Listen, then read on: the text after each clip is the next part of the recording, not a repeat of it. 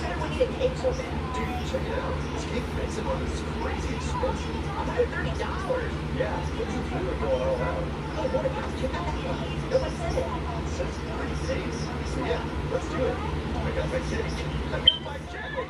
Excuse me. I'm gonna pick up the cake. Oh, if you have a prepaid receipt, I can look for you. Yeah, we do. Okay, it'll be just a minute. Excuse me, I was here before they were. Sorry, ma'am, but prepaid customers take priority. Hey, you two. That's right. I'm talking to you, bozos. You just cut the line. Get back here and take a number like everybody else. We didn't cut the line. It's the prepaid line. Oh, that's a fine excuse for a bunch of line cutters. Look, we didn't cut, okay? This is a separate line for people with prepaid receipts. Oh, Well, all right, here you go. Also, you guys get our last free cake pastries. This is ridiculous!